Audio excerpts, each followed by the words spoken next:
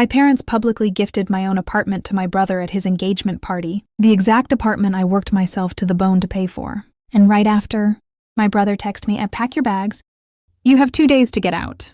But I had a secret plan ready that completely ruined their celebration. The engagement party was supposed to be a simple dinner where I pretended my parents loved us equally. Instead, I lost my home.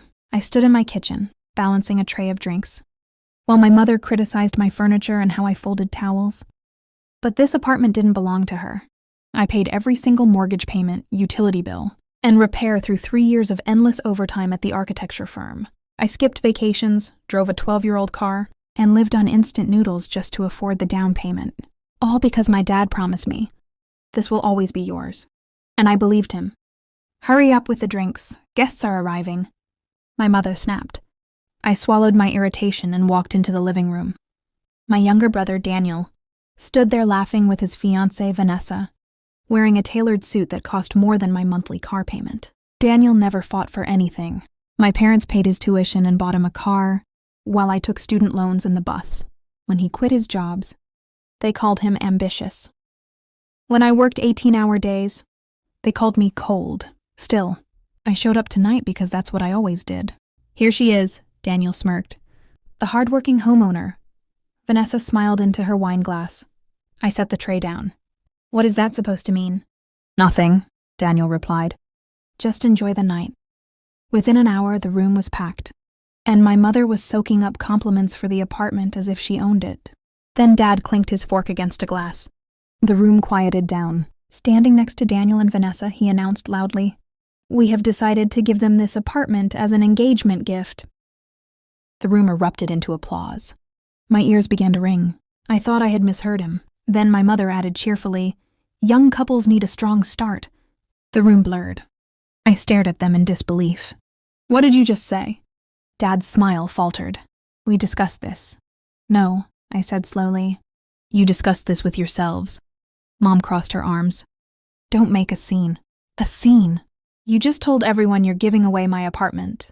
Daniel sighed dramatically. "You're overreacting." Vanessa finally spoke up. "You live alone. Emma, we are starting a family." There it was, their justification. As if my life mattered less because I wasn't engaged. Dad cleared his throat. "You have 2 days to move out." Daniel and Vanessa already ended their lease. 2 days to leave the house I paid for. My hands shook. "You can't be serious." Dad's face hardened. "The apartment is under my name." The words hit harder than a slap.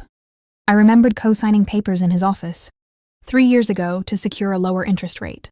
I was 26, exhausted and trusting. I never noticed he kept sole ownership. "You lied to me," I whispered. Mom rolled her eyes. "Don't be dramatic. It stays in the family." No one in the room would meet my eyes. The humiliation burned so fiercely I thought I might throw up.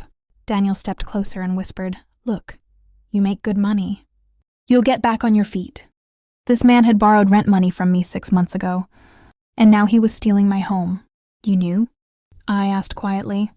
His silence answered everything. Something inside me snapped. Not loudly, just a clean break, like a rope pulled too tight for too long. I set my glass down and smiled. "Okay, you're right. Family should support family." Relief spread across their faces. Dad nodded like a winner, and Daniel smirked like an idiot. I walked over to the hallway closet and pulled out a sleek black folder. Inside was the absolute proof of 3 long years. Receipts, bank transfers, mortgage history, and renovation bills. I dropped it right in front of my father. His smile faded. "What is this?" "The evidence for my lawsuit," I said evenly. The room went dead silent. Mom scoffed. "Don't be ridiculous.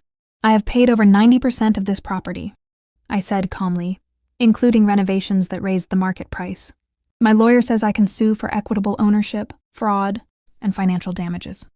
Dad's face darkened. "You wouldn't dare." "I already spoke to a lawyer months ago," I continued, "because deep down, I never fully trusted you." Daniel's confidence vanished instantly. Vanessa whispered, "Daniel." Mom forced a laugh. "You're bluffing."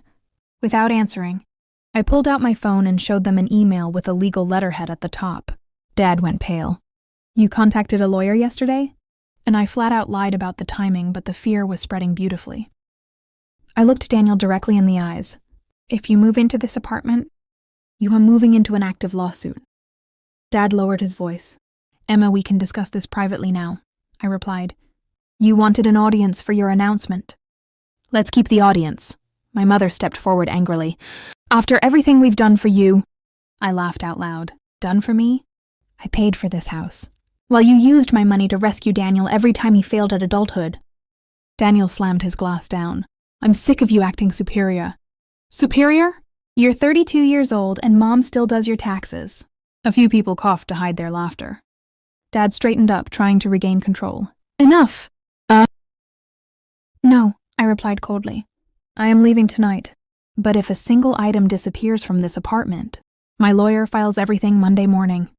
Mom's voice shook. You're destroying this family over property. I grabbed my coat. You destroyed this family for property. Then I walked out the door, leaving the party in pure panic. For the first time, I didn't feel guilty. I felt free. Sometimes losing your home is the exact moment you stop being emotionally homeless.